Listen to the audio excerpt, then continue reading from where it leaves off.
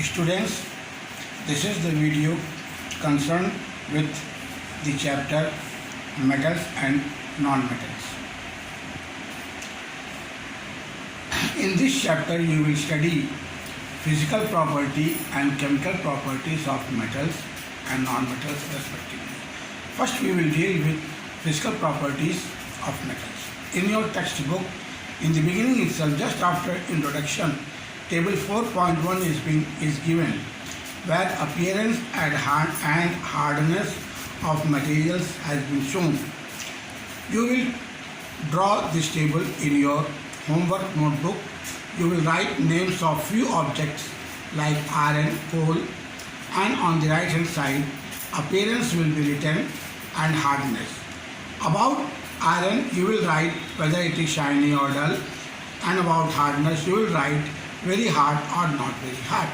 जो विद्यार्थी हिंदी माध्यम के हैं उनके लिए यह चैप्टर जो विद्यार्थियों मेटल्स और नॉन मेटल्स धातु अधातु, इसमें टेबल आपकी पुस्तक के प्रारंभ में प्रस्तावना के तुरंत बाद एक टेबल दिया गया है 4.1, जिसमें वस्तु कैसे आपको दिखाई देती है और वो कितनी सख्त है, हार्डनेस, उसके बारे में टेबल बनाया गया है।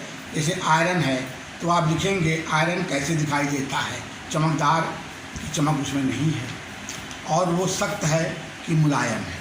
इसी प्रकार आप इस टेबल में कुछ ऑब्जेक्ट्स के नाम लिखेंगे, उनके अपीयरेंस और हार्डनेस के बारे में लिखेंगे। दूसरा जो फिजिकल प्रॉपर्टी है मैलेबिलिटी, किसी भी मेटल को जब आप पतली पतली थिन शीट्स में हैमर करके परिवर्तित करते हैं तो वह प्रॉपर्टी मैलेबिलिटी कहलाती है। When you hammer the metals into very thin sheets, that particular property is called malleability. When metals are turned into wires, it is thick wires or small wires, that property of metal is called ductility. जब धातु को तारों में परिवर्तित किया जाता है तो उसको डक्टिलिटी कहते हैं। इसके बाद है आपका कंडक्शन। कंडक्शन में जो है आप जानते हैं metals they are good conductor of electricity and heat.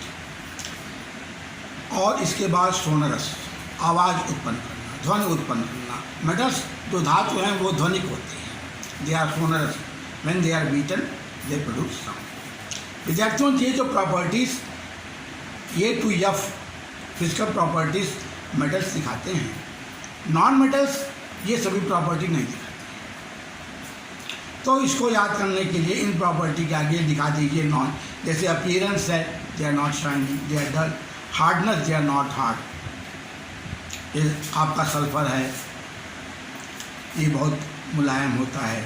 Malleability, उनको आप पतली चदरों में परिवर्तित करने की कोशिश करेंगे टूट जाएगा, कोयला है उसको हैमर करेंगे it will break into pieces.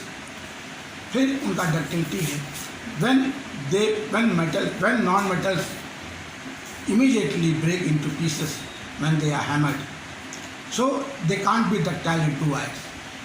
अधातुओं को जब आप प्रहार करेंगे तो वो तुरंत टूट जाते हैं, अर्थात वो तारों में आप उनसे तार नहीं बना सकते हैं।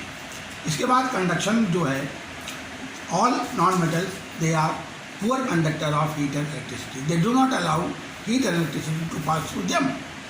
इसके बाद सोनरस, वे ध्वनिक नहीं होते, they do not produce sound when they are beaten.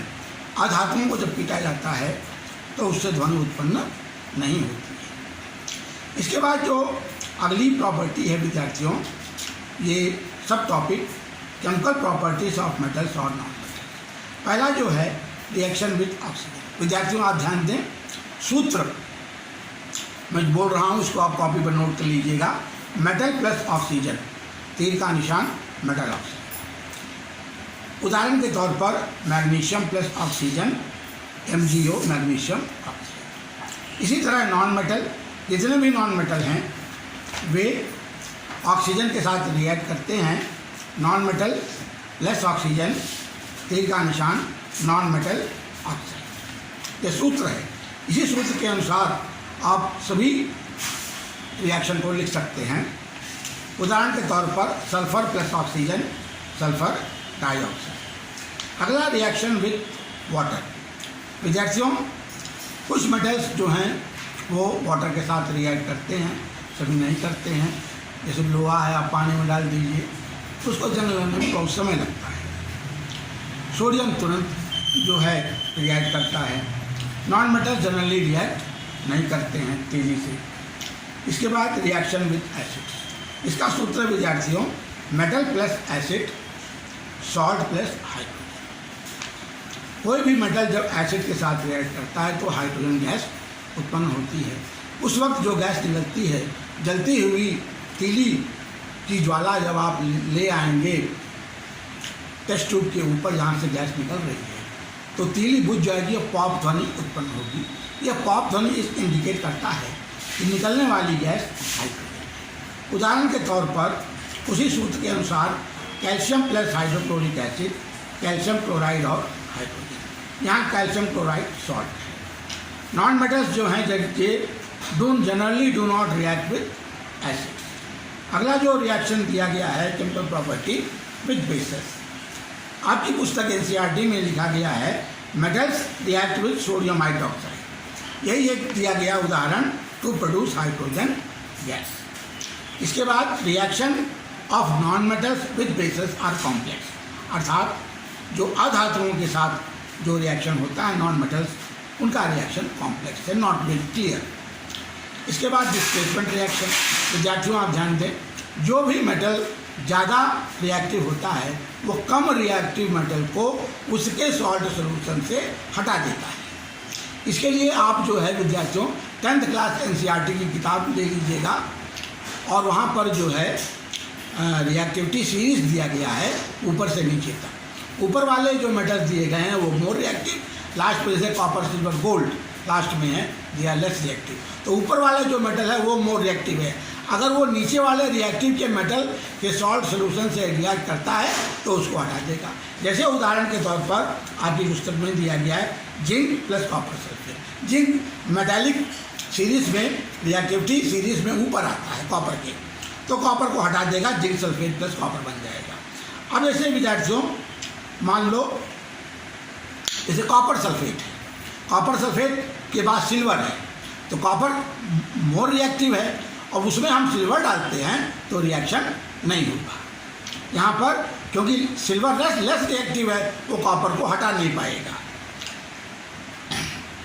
यहाँ पर विद्यार्थियों इसके बाद होमवर्क मैं दे रहा हूँ, explain physical properties of metals and non metals और explain chemical properties of metals and non metals. विद्यार्थियों आप लोगों को पुस्तक मिल गई होगी, पाठ्य पुस्तक एनसीईआरटी की, वो इस वीडियो की सहायता से और उस पुस्तक की सहायता से अच्छी तरह अध्ययन कर लीजिएगा और अपने होमवर्क पुस्तिका में इन होमवर्क को अच्छी तरह लिख करके अच्छे चित्र बना करके ले आइएगा।